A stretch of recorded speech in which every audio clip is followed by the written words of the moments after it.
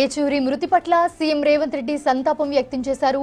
సీతారాం ఏచూరి మృతి తీవ్ర విషాదాన్ని నింపిందన్నారు నారా లోకేష్. అలాగే ప్రజా పోరాట యోధుడిని కోల్పోయామన్నారు.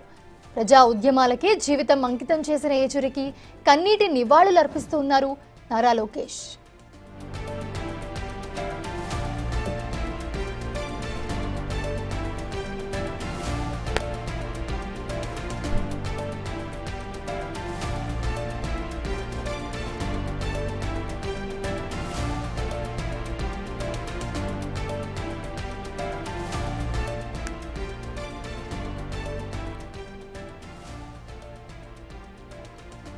ప్రస్తుతం చూస్తున్నాము, సిపిఎం ప్రధాన కార్యదర్శి సీతారాం ఏచూరి కన్నుమూశారు. ఢిల్లీ ఎయిమ్స్ లో ట్రీట్మెంట్ తీసుకుంటూ ఆయన తుది శ్వాస విడిచారు. తీవ్రమైన శ్వాసకోశ సమస్యతో ఏచూరి చికిత్స పొందుతూ కన్నుమూశారు. సీతారాం ఏచూరి ఆగస్టు 12, 1952లో చెన్నైలో జన్మించారు. ప్రస్తుతం సీతారాం ఏచూరి వయస్సు 72 సంవత్సరాలు. 2005 నుంచి 2017 వరకు రాజ్యసభ ఎంపీగా సీతారాం ఏచూరి బాధ్యతలు నిర్వర్తించారు. అలాగే 1974లో ఎస్ఎఫ్ఐ సభ్యుడిగా కూడా ఆయన ప్రస్థానం మొదలైంది. 2005లో బెంగాల్ నుంచి రాజ్యసభకు ఎన్నికయ్యారు ఆయన.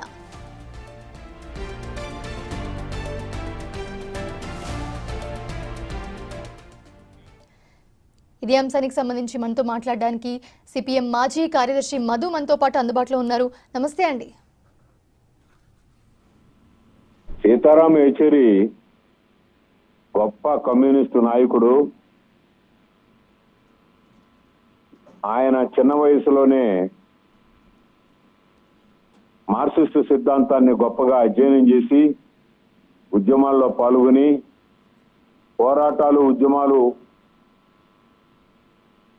వాటన్నిటిల్లో కూడా ఆయన ఒక పాత్ర నిర్వహించాడు. దానివల్ల అనతి కాలంలోనే ఆయన పోలిట్ బ్యూరోలోకి వచ్చారు. చిన్న వయసులోనే కమ్యూనిస్ట్ పార్టీ మార్క్సిస్టుకి మార్గదర్శకత్వం వహించగలిగారు. ఆయన పార్లమెంట్ లో మాట్లాడుతూ ఉంటే ప్రత్యేకంగా ప్రధానమంత్రి సీతారాం ఏచూరి ఏ సమయంలో మాట్లాడతాడో తెలుసుకొని ఆ సమయంలో పార్లమెంట్ లో వచ్చి కూర్చునేవారు.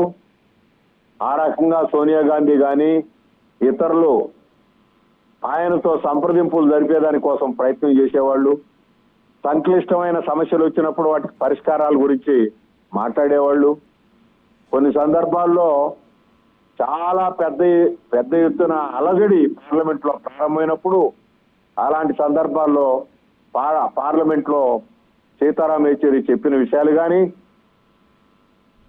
మన దేశం 370 అధికరణం సమస్య వచ్చినప్పుడు, లేదా బెంగాల్లో కౌలు రైతుల సమస్య వచ్చినప్పుడు, ఇలాంటి వాటన్నిటిలో కూడా సీతారాం ఏచూరి గారి యొక్క మార్గదర్శకత్వం ఎంతగానో దోహదపడింది.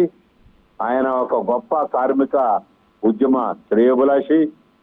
రైతాంగం, కార్మికులు వాళ్ళు సాగించేటువంటి ఉద్యమాల్లో విరివిగా పాల్గొన్నటువంటి మహానాయకుడు. ఆయన మరణం ఈరోజు కమ్యూనిస్టు ఉద్యమానికి తీరని లోటు. అంతర్జాతీయ కమ్యూనిస్టు నాయకుల్లో కూడా ఆయన ఒక ముఖ్యమైనటువంటి నాయకుడు. చైనా కమ్యూనిస్టు పార్టీ చర్చల్లోనూ, రష్యన్ కమ్యూనిస్ట్ పార్టీ చర్చల్లోనూ, క్యూబా క్యాస్ట్రోతో ఎన్నో దఫాలుగా సంప్రదింపులు జరిపినటువంటి నాయకుడు ఆయన. ఆ రకంగా హోచిమిన్ వియత్నాంలో హోచిమిన్ నాయకత్వం కింద జరుగుతున్నటువంటి పోరాట సందర్భంగా ఆయన యూనివర్సిటీలో విద్యార్థిగా ఉండి పెద్ద ఉద్యమాలకి శ్రీకారం చుట్టారు వారు. ఆ రకంగా విద్యార్థి ఉద్యమాల నుంచి కష్టజీవుల ఉద్యమాల దాకా ఆయన ఒక ప్రత్యామ్నాయాన్ని, పాలక ప్రభుత్వానికి ప్రత్యామ్నాయాన్ని చూపించినటువంటి మహానాయకుడు. ఆయన మరణం ఈరోజు తీరని లోటు అని చెప్పి communist party Marxist Andhra Pradesh committee భావిస్తా ఉంది. ఆయన కుటుంబానికి, ఆయనకి 2 పిల్లలు, ఒక బాబు చనిపోగా 2 ఆడపిల్లలు ఉన్నారు. 2 ఉద్యోగాలు చేస్తున్నారు. ఆయన చనిపోయేటువంటి సమయంలో వారి శ్రీమతి వారంతా కూడా వారి వారి దగ్గరే ఉన్నారు. వారందరికీ మా కమ్యూనిస్ట్ పార్టీ ఆంధ్రప్రదేశ్ కమిటీ తరఫున మా సానుభూతిని తెలియజేస్తా ఉన్నాం. థ్యాంక్ యూ అండి మధు.